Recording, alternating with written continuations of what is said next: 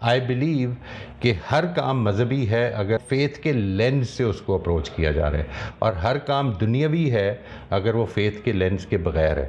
تو یہ دونوں اپروچز جو ہیں میرے نزدیک، اصل میں اس کو جب میں اس طرف سے دیکھتا ہوں تو پھر ایسا نہیں کہ کچھ چیزیں ہمیں ٹھیک کر لینے کی ضرورت ہے اور باقی چیزیں جو ہے وہ ٹھیک ہے وہ دنیا میں چلیں گی اور دنیا کے معاملات کو ہمیں دنیا کے لحاظ سے چلانا ہے. اس طرح نہیں ہے، بلکہ we have to totally submit to God.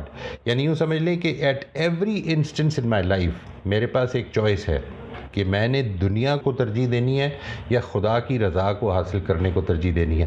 یہ جو ایسپیکٹ ہے یہ ہر انسٹنس میں ہے میری زندگی میں. کیا میں خدا کی رضا چاہتا ہوں یا میں دنیا کا بھلا چاہتا ہوں؟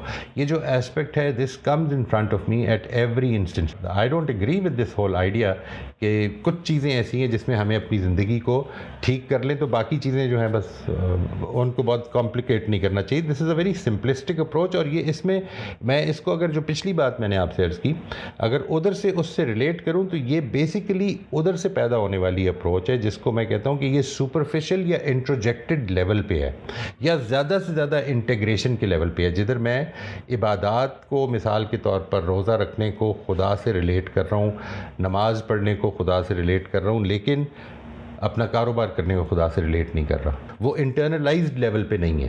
انسان کی جو تجربات ہیں وہ بیسیکلی فیڈ بیک لوپ سے پیدا ہوتے ہیں. مثال کے طور پر if a child accidentally touches something hot، کوئی گرم چیز کو چھو لے تو اس کو جو فیڈ بیک لوپ ہے وہ امیجیٹلی ملتا ہے.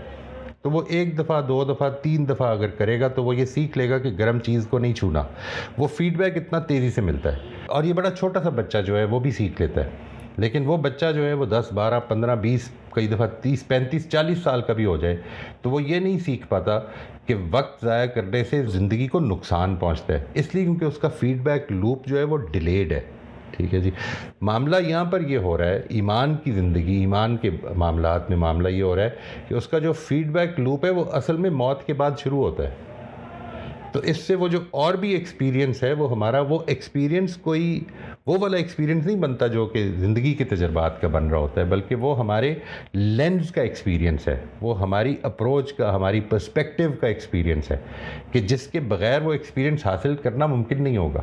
So this is what makes it a little difficult to understand. بہت ساری ذمہ داری جو ہم نے اپنے اوپر ڈالی ہوئی تھی کہ ہم نے دنیا کو کریکٹ کرنے نکلنا ہے، وہ اصل میں تو ہمیں اپنے اوپر فوکس کرنا ہے، اپنا تزکیہ کرنا ہے، اس راستے پہ چلنا ہے کہ جس راستے پہ چل کے ہم کو خدا کی رضا حاصل ہوتی ہے اور اس میں کامیابی ہے. It was much easier and it was much more adventurous کہ میں اگر اس مشن پہ نکلتا کہ میں نے دنیا کی اصلاح کرنی ہے، اور اس مشن پہ نکلنے کے بجائے جب میں یہ فوکس کرنے لگ پڑوں کہ مجھے اللہ کے حضور میں حاضری کے لیے تیار ہونا ہے، تو شاید وہ اتنا زیادہ گلیمرس کام نہیں ہوگا، وہ اتنا ہیروئک کام نہیں لگتا.